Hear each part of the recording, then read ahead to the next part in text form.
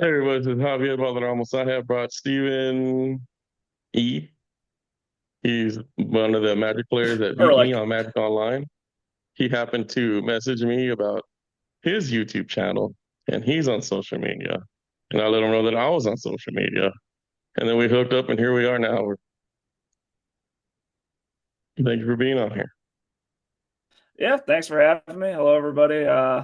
As Javier said, my name is Stephen Ehrlich. I'm a Magic the Gathering content creator, small time here, mostly focus on the legacy format, trying to showcase the off meta and fun stuff that you can do in the format, and that it's not all just the hyper competitive, streamlined, top of the meta decks that exist in the format. So, trying to show off the fun side of Magic while still being competitively viable.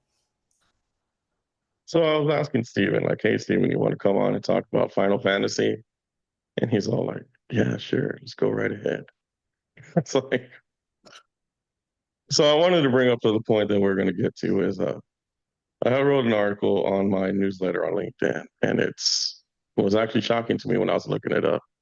Apparently, Final Fantasy in a single day made $200 million, which is actually mind blowing. It's actually like wild to me that such a crossover between Magic the Gathering and Final Fantasy happened to pull $200 million in a single day. What do you think, Steven? Yeah, that is, yeah, that's absolutely mind blowing.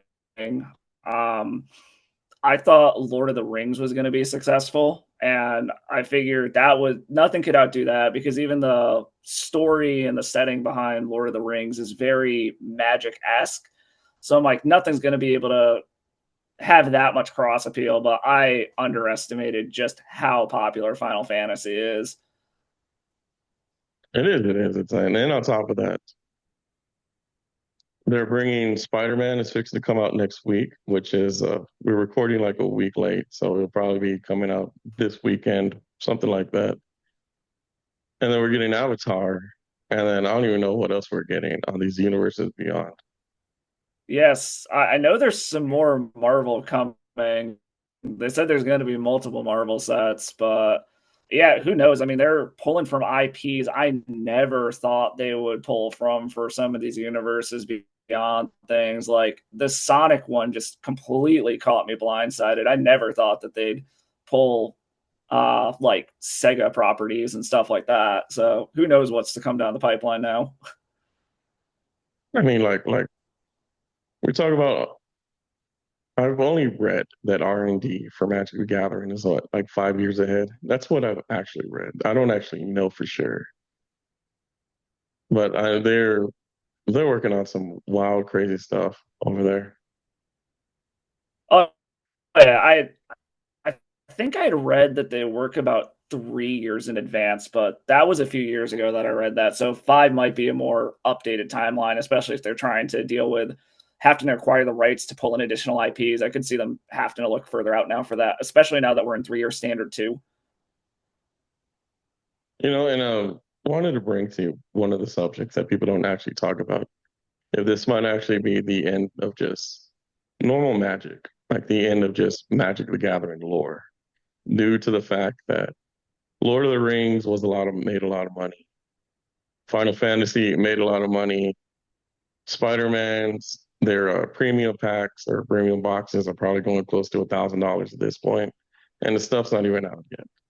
Yeah, I definitely think with the success and the appeal of these crossover IPs, the Magic lore is going to take a back seat. These aren't the Magic centric sets are not the ones that are bringing in the new players and bringing in the new revenue that WotC cares about. It is these crossover IPs.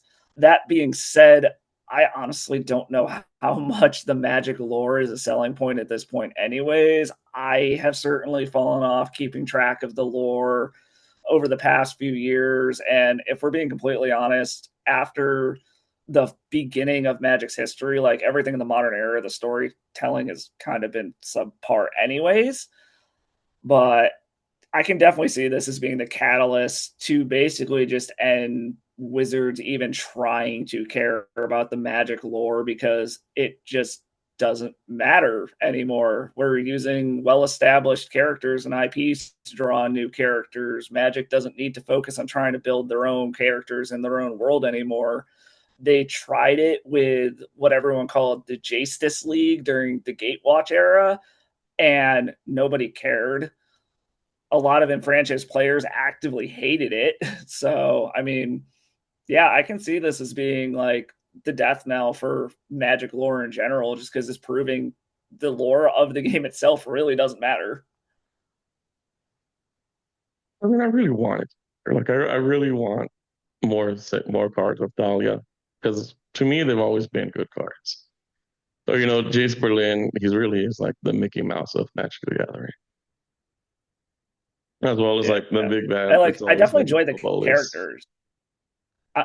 I, yeah, I definitely enjoy the characters, and I want to see more cards of them. And personally, there's individual characters I enjoy the lore and the backstory of.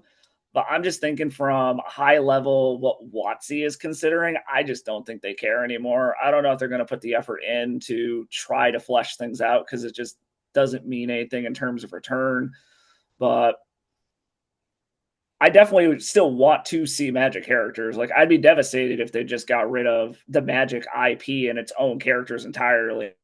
All it was Universes Beyond. But I do have a feeling from a corporate standpoint, WotC is going to be pushing more and more for Universes Beyond based off of the initial reception and success that it's had. It makes me miss block sets. Remember those? I don't know how long you've been playing since 2015, where we had like three sets and it took like a Yeah. year and a half to complete the set. But we also had like block formats, Yeah, which I that doesn't loved that exist anymore. structure. And then Yeah, that brings the me, the block constructed format. I don't think that was a thing when I started, but I definitely had heard about it.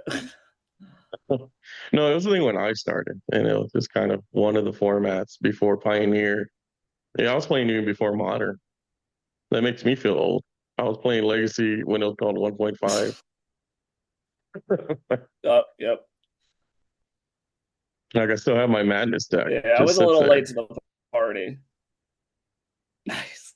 Yeah, I was a little late to the party. I distinctly remember when I was a little kid and Pokemon was like the big thing that all the kids my age were obsessed with. My aunt accidentally bought me a pack of Magic the Gathering cards. And my mom like freaked out because she saw the art on it. It's like, nope, nope, you can't have these. No. I'm like, oh, okay. So I didn't get into it when it first started in the 90s and everything. And then I remember that experience because I do remember the art looking super cool. So when I eventually got into college and shortly after I graduated, I'm like, I remember those cards were kind of cool. I want to go check out this Magic game now, and ended up coming back to it, like I said, about 10 years ago now. So Do you really think that Magic would risk their identity just to make more money? I don't know.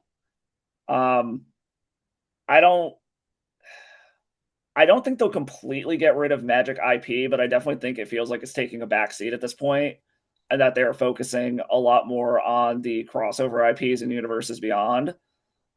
But I honestly don't know from some of the things that even like Amaro has said, where he's like the vast majority of Magic players don't even know what planeswalkers are.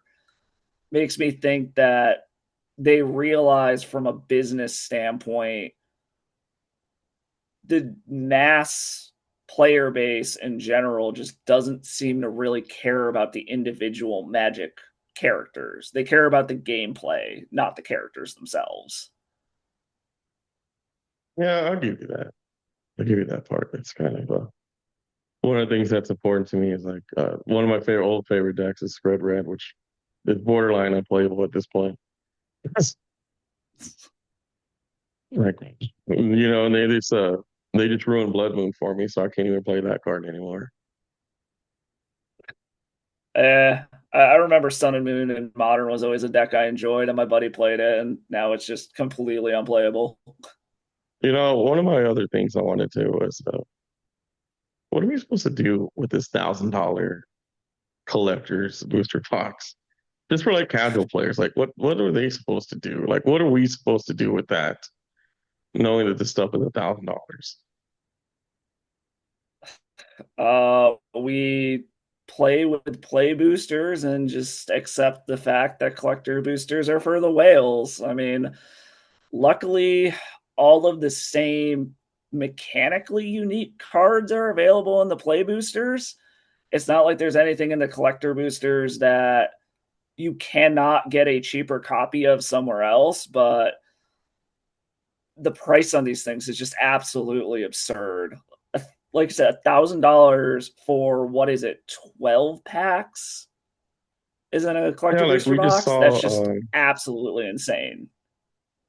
like we just had one of the better known like YouTubers that do magic, and he just opened up like $4,000 in magic cards of just the Spider-Man stuff. Like I can't think of his name, but he's one of the Yeah, no, that yeah, I know I've seen like Saffron Olive doing those box yeah, I openings. think It's that's like, what I'm yeah, we talking opened about. $6,000 worth of collector booster boxes, and there's just 6 boxes there, and then get absolutely wrecked on the return. Well, it's a good thing he didn't pay for them, right? Right? Because if he did, like he's gonna be eating a lot of crow. Oh yeah, for sure. I mean, it leads more credence to the saying of like, if you want to play Magic, just buy singles. Yeah, I believe that. Like I'm starting to believe that now. I used to just buy like a single box, and whatever I get, I get. Then after that, I just buy singles of what I need to build decks. Like, have you ever been an Avatar Yeah, fan? for sure. Like Avatar: I The Last Airbender? uh No, I will admit I'm a little late to the anime train. I really only started watching anime a couple of years ago, so a lot of the ones that were real big when I was a kid, I kind of missed out on. So I missed out on Avatar when it like first came out. I've been meaning to go back and watch it. I just haven't gotten to it yet. I mean, it's okay. Like I watched like the main episodes of like the first two, and then I watched like the last two or three. I wasn't really an Avatar fan myself. It just like stuff that was on in the background of my house. So I wanted to ask you, one of the last things that we talked about was what are we supposed to do now? Now that Universes Beyond is clearly making more money than anything else that Magic the Gathering is doing. Maybe other than Commander, because Commander's always been like the new go-to for Magic. Yeah, as far as what we do, I mean, if you enjoy playing the game and you care about being competitive, you're kind of just forced to keep up with it and figure out if any of the new cards are competitive to be able to throw in your decks, depending on what formats you play. If you just enjoy playing the game, you take a look, see if the cards seem interesting to you, and you can opt out. Like, since I mostly play Legacy and Commander, very few of these cards that are coming out are playable in the older formats from a competitive standpoint. So I'm fortunate enough that I can pick and choose what I want to invest in based on if I actually like the IP or not. Like I said, I have no hard connection to Avatar: The Last Airbender. So if the cards don't seem fun to me, I can just easily opt out of it. And it was the same thing with Final Fantasy. Like, I know it's blasphemy, but I've never played a single Final Fantasy game. So I had no connection to the IP at all. So I'm like, okay, I can just look at this from a do these cards look fun perspective? And if so, okay, I'll buy the ones that are fun and save my money for another set. Like, I'm super excited for Lorwyn to be coming out. I love the plane of Lorwyn. So that's where I'm going to be putting my money going forward. Um, but yeah, how we go forward really just depends on how you interact with the game. I feel bad for the enfranchised competitive players who are being forced to spend their money and their time on these cards if they have no connection to them whatsoever. because of the fact that they're going through standard now. Like Wizards is forcing their hand, where like with Lord of the Rings, if you don't play modern, you didn't really have to pay attention to it. Well, now if you play standard, you have to pay attention to these Universes Beyond cards. I mean, it really kills me when I look at the Spider-Man stuff, and I have looked at Spider. It's not very good. It's not very good at all. Like it even almost gives me like some Sliver vibes. If you even remember that pain in the ass deck. Yeah, I can see that. Like it's just Yeah, good enough to win. yeah, I don't know. With the Spider-Man in particular, like I read a lot of the problems with this set are because it wasn't originally supposed to be a standard legal set. It was supposed to be a small set, and last minute they decided, okay, we're going to make the standard legal. We need like 100 more cards just out of nowhere to be able to make this a full set, which is why it just is so parasitic on itself and just the way that it is, because they just had to scramble last minute to try to make a cohesive set that can actually be played. It is. And so let me give you some context on that one. It's I was looking it up, and Sony has the rights to Spider-Man when it comes to like Disney and the movies. They have 700 characters. There's 700 different characters they can pull from, which is like just wrap your head around that part. And they just literally made the same Spider-Man fucking 100 times. There's literally like 100 Spider-Mans out there, and 10 of them are probably like 5 copies each. Yeah. Uh Definitely could have gone further if they had that deep of a card pool. I knew like there was the Spider-Verse and everything, and there's a bunch of different variations, but 700. Holy shit. And that's like, well, that's I think that's like every individual character that is connected to Spider-Man that is owned by Sony. But I am sure that they had to talk to Sony about that too. Yeah. So another thing I'd actually heard recently about why the Spider-Man set kind of feels the way it does, and I don't know if this is true or not because I don't really follow movie news. Apparently, there was supposed to be a new Spider-Verse movie that was coming out at the same time as the Spider-Man set, but the movie got delayed. So apparently, that's part of why they were doing Spider-Man as the first Marvel Universes Beyond set for Magic. And I could see that actually, because the Spider-Man Sony universe, that's a really good series of movies. Like I don't know if you watched K-pop Demon Hunter. No, it's on my list of things to watch though. Oh, it's so good. It's so good. It's made by the same like it's the same art style as the Spider-Mans from the Spider-Verse in Sony. Okay. It is. But yeah, I don't get it sometimes. It's not my cup of tea when it comes to sitting there and looking at that stuff. Yeah, no, I get it. It's a little jarring seeing the universe is beyond stuff across from Magic IP, and I have mixed feelings about it just because if these were not mechanically unique cards and were basically just reskins of Magic cards, I think I'd be more okay with it. And it kind of reminds me of alters, where people used to have their cards altered for whatever fandom they were outside of Magic. Like I had a buddy who had a Legacy Infect deck that every single card had some reference to Alien on it. And it was a cool way to make your decks unique and everything, but I think they took that and just pushed it too far, actually making these Universes Beyond sets mechanically unique.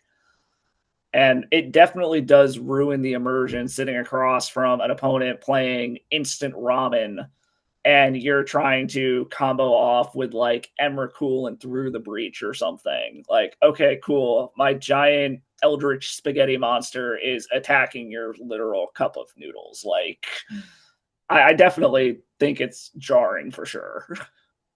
Oh, like, can you imagine if you had to tell somebody, "Well, I lost to Sonic."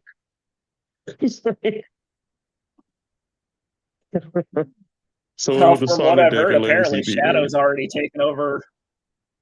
Yeah, from what I've heard, Sonic's already taken over CEDH at this point, so we're going to be hearing people are losing to Shadow left and right now. You're not gonna play with the what is it, the Emerald Crystal? That's the Lotus Petal. You're not gonna turn one.